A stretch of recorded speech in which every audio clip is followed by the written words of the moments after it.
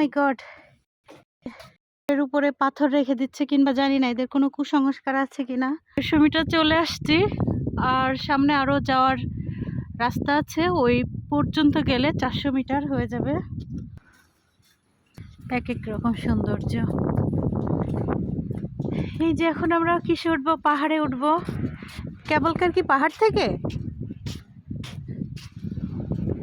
এখানে যে এইগুলা দিয়ে উঠা নিষেধ।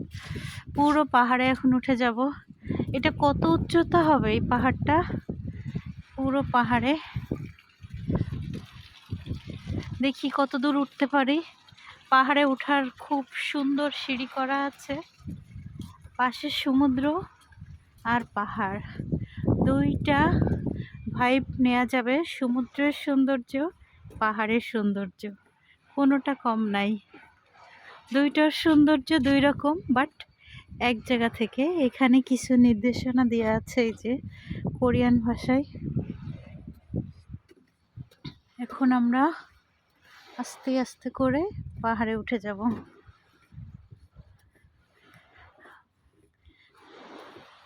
দেখে তো আমার অলরেডি ভয় লাগতেছে। পাহাড়টা কিন্তু বেশ খাড়া, ক্যামেরায় কেমন দেখা যাচ্ছে জানি না, বাট পাহাড়টা বেশ উঁচু। দেখি কত দূর উঠতে পারি, একদম পাহাড়ের চূড়ায় উঠতে পারি কিনা। আর পাহাড়ে ওই সাইড দিয়ে, ওই সাইড দিয়ে উঠতে হবে। এখানে আবার একটু বসার, শোয়ার, আপনি যদি একটু রেস্ট নিয়ে উঠতে চান বা উঠে যদি রেস্ট করতে চান নামার পরে করতে পারেন, সেই ব্যবস্থাও করা আছে। কোরিয়ান সরকার সব জায়গায় মানে পাবলিকের সুবিধা, পাবলিকের ফ্যাসিলিটি, এইগুলা নিয়ে অনেক বেশ ভালো।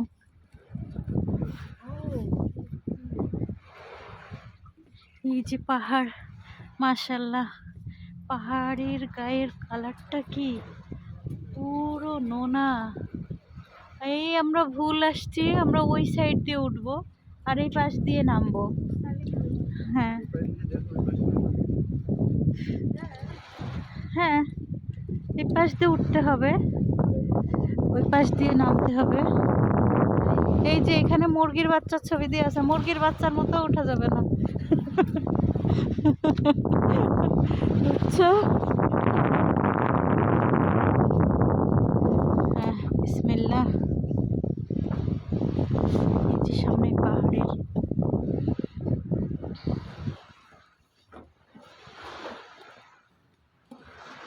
এটা মনে হচ্ছে কাঠের পাহাড়। কেমন কাঠের মতো না?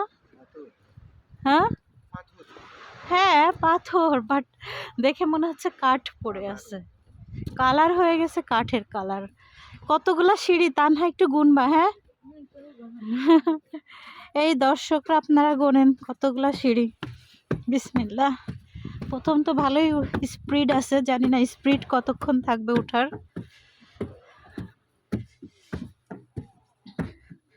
উপরে অনেকেই আছে।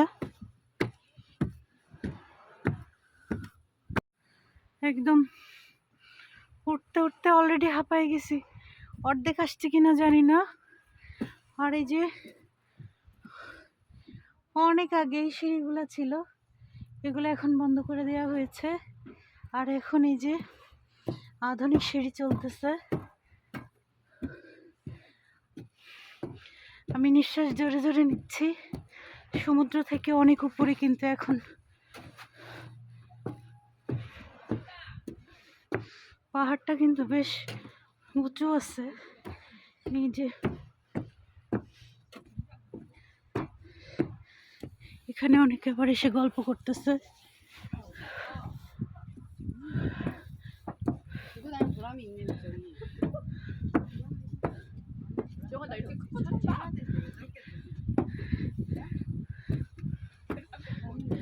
আর পা ওঠে না,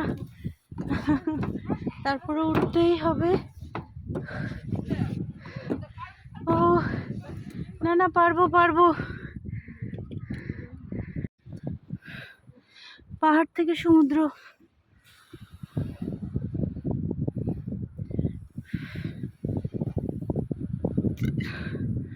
ওই যে উপরে, অনেক উপরে উঠছি, অনেক। পুরো হাঁপায়ে গেছি, একটু রেস্ট নিয়েছি, আবার ওঠা শুরু করছি। গাছগুলো তো একদম মরে গেছে। কে আর পারছো না?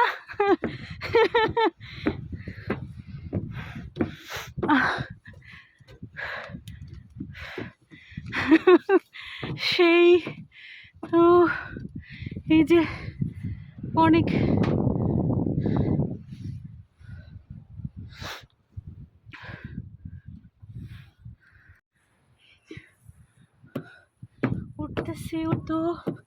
উঠতেছি, উঠতেছি, উঠে যাচ্ছি।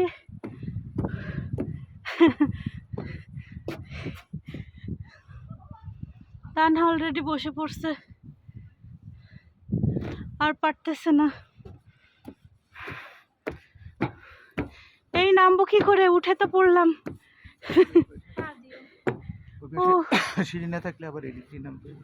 না, ওই পাশে সিঁড়ি আছে।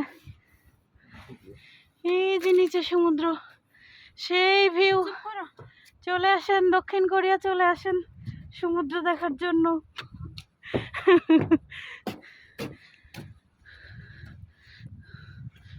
এখন এখানে আর পাহাড় মানে সিঁড়ি ওইভাবে নাই, জাস্ট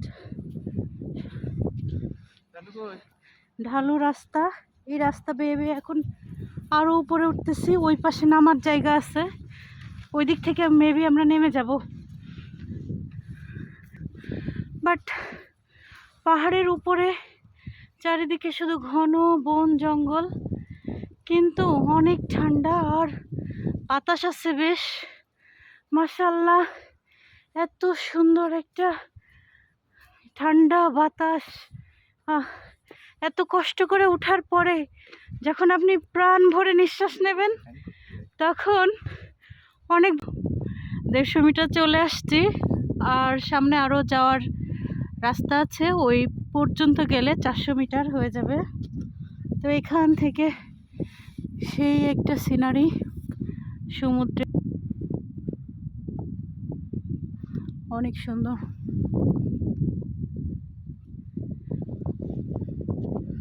এখানে বসার জায়গা আছে, খুব ভালোভাবে ধ্যান করা যাবে, ধ্যানে মগ্ন থাকা যাবে, কেউ ডিস্টার্ব করার নাই।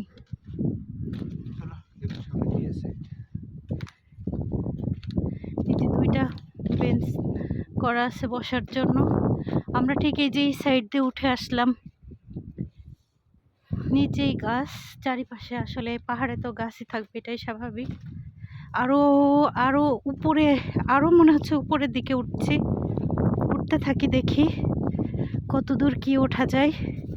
আর যেহেতু উঠে পড়ছি, নামতে তো হবেই, তাই না? শেষ দেখতে হবে। টোটাল 400 মিটার হবে উঠা দিয়ে। হ্যাঁ,